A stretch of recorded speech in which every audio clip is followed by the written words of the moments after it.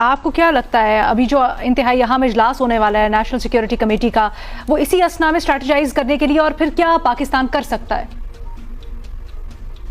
पाकिस्तान जो है उसने पूरी कोशिश की। देखें, जो पाकिस्तान की तरफ से ट्रंप साहब को जो नोबेल पीस प्राइज के लिए जो नॉमिनेट किया गया था, मेरा ख्याल है कि ये कुछ जल्दबाजी की गई और इस सिलसिले में पाकिस्तान के अंदर एक डिबेट होनी चाहिए थी। पार्लियामेंट जो है उसको भी ऑन बोर्ड होना चाहिए था।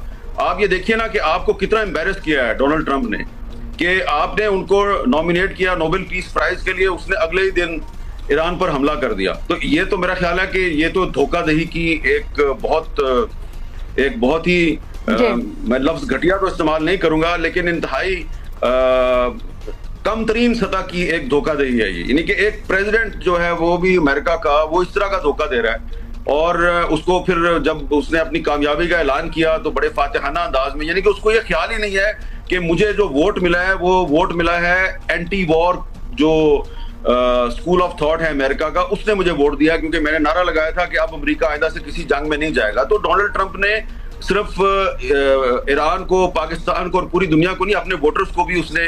सर, आपको लगता है कि इस धोखे से दाखिली प्रेशर इतना बनेगा कि कोई फर्क पड़े? मतलब एहतजाज भी हो रहे हैं, रिपब्लिकन कांग्रेसमैन के अंदर भी आवाजें उठ रही हैं, कांग्रेस को भी एतमाद में नहीं लिया, सो कोई प्रेशर आपको बनता हुआ नजर आ रहा है? दूसरा ये कि रिजीम चेंज, पहले तो कह रहे थे डिफेंस सेक्रेटरी ने इनके कहा कि रिजीम चेंज हमारा मकसद नहीं है, it was not on the cards, लेकिन अब तो जो ताज़ा बयान है इसमें इन्होंने वाज़ेह इशारा दिया है रिजीम चेंज की तरफ। वो पॉसिबल होगी मौजूदा सूरत हाल में? अगर वो करनी है तो उसके लिए तो पर अमेरिका को बहुत आगे जाना होगा इस लड़ाई में। देखिए, मैं आपको दो मिसालें देता हूं। अमेरिका जो है इस पिछले 60-70 साल में उसने बहुत से मुल्कों पर हमला किया है, बहुत सी जगह पे उसने रजीम चेंज की कोशिश की, कुछ जगह पे वो कामयाब हो गया, कुछ जगह पे वो कामयाब नहीं हुआ। छोटे छोटे जो मुल्क हैं लैटिन अमेरिका के, वहां पर उसने रजीम चेंज की जो कोशिश की CIA की मदद से, उसमें वो कामयाब हो गया। मसलन चिली में उसने सल्वाडोर एलांदे जो है उसको निकालने के लिए एक ऑपरेशन किया, चिली की फौज में बगावत कराई। प्रेसिडेंट सल्वाडोर एलांदे जो है वो अपने सदारती महल में हाथ में मशीन गन से मुजाहमत करते हुए वो मारे गए। लेकिन फिर क्या हुआ कि उनकी पार्टी जो है वो जब दोबारा कई साल के बाद इक़्तिदार में आई तो सल्वाडोर एलांदे जो हैं वो चिली के बहुत बड़े हीरो बन गए। आप देखें अमेरिका ने कितनी कोशिश की क्यूबा में फिदेल कास्ट्रो को निकालने की, कामयाब नहीं हुआ। वियतनाम में अमेरिका 20 साल तक लड़ता रहा, ना तो रजीम चेंज कर सका और ना ही वहां पर वो कामयाबी हासिल कर सका। अमेरिका जो है उसकी फौजी ताकत में किसी को शक नहीं है फौजी ताकत।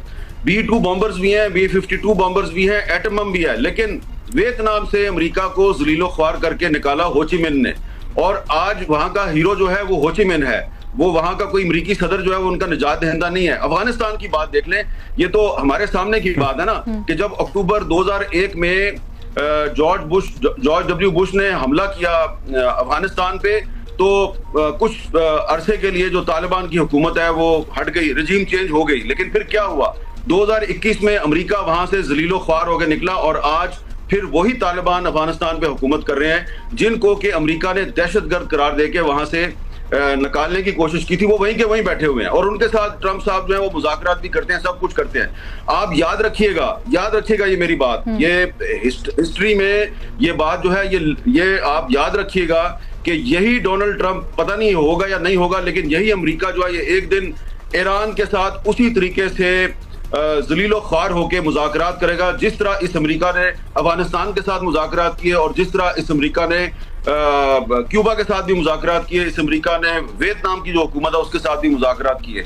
इनकी फौजी ताकत जरूर है, लेकिन ये अपनी फौजी ताकत के गरूर में अंधे होके ऐसे काम करते हैं कि जिससे अमेरिका को और उसके अवाम को नुकसान पहुंचता है। और अब तो डोनाल्ड ट्रंप जो है एक स्टूज बना हुआ है ना, ऐसा लगता है कि उसको बीबी साहब जो हैं जिनको वो बेंजामिन नेतन्याहू कहते हैं, उन्होंने अगवा किया हुआ है। तो वो ट्रंप जो है वो इस वक्त एक होस्टेज है नेतन्याहू का।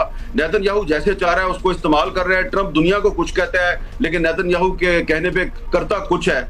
इसलिए हमारी जो आज नेशनल सिक्योरिटी कमेटी की जो मीटिंग हो रही है उसमें इन तमाम हालात वाक़यात को सामने रखकर एक ऐसा लाइन ऑफ एक्शन बनाई जानी चाहिए कि पाकिस्तान को अपने न्यूक्लियर प्रोग्राम की फिक्र करनी चाहिए अपनी फिक्र करनी चाहिए और ये छोड़ दें कि जी अब हम अमेरिका और ईरान में सुलह करा देंगे। ना ईरानियों ने अब अमेरिका से सुलह करनी है और ना ही ट्रंप इस पोजीशन में है कि वो अब ईरान से सुलह। देखिए ना, वो आदमी जो है वो किस किस्म की डिप्लोमेसी कर रहा है। वो ईरान पर हमला करता है और फिर कहता है कि अब ईरान मेरे से मुज़ाकरात करे। ये तो पॉसिबल नहीं है। मेरे से बड़ी इंपॉर्टेंट बात कर रहे हैं आप डिप्लोमेसी से मुताल्लिक।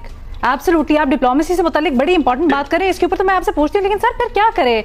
क्या आप इसको लंबा खींचता हुआ देख रहे हैं? क्योंकि ईरान तो अभी मज़ाहमत कर रहा है, और क्या मजीद करेगा? क्या एक्सपेक्टेशन है अमेरिका के जो असासे हैं रीजन में, फिर उनको भी निशाना बनाएगा और फिर अमेरिका की तरफ से रद्द अमल आएगा? ऐसे प्ले आउट होगा ये? देखिए अलीना, आप सिर्फ 5-6 दिन गुजरने का इंतजार करें। ये जंग जैसे जैसे लंबी होगी, ट्रंप साहब जो हैं उनको अपने ही मुल्क में, अपने ही मुल्क की सड़कों पर उनको गालियां पड़ेंगी और कोई ईरान में रजीम चेंज नहीं होगी। हाँ, असैसिनेशन हो सकती है, अली खामनाई साहब को वो अटैक कर सकते हैं, और जो लीडर है ईरान के वजीर खारजा पे उन्होंने अटैक करने की कोशिश की, कामयाब नहीं हुए। ईरान के प्रेसिडेंट को वो एलिमिनेट करने की कोशिश करेंगे, लेकिन ऐसी सूरत में कोई रजीम चेंज नहीं होगी। मुझे तो बहुत से जो ईरानी जो डिप्लोमेट और जर्नलिस्ट हैं वो ये कहते हैं जी हम दुआ कर रहे हैं कि अमेरिका जो है वो अपना खुद ट्रूप्स को उतारे ईरान में, फिर आप देखिए हम इनके साथ करते क्या है।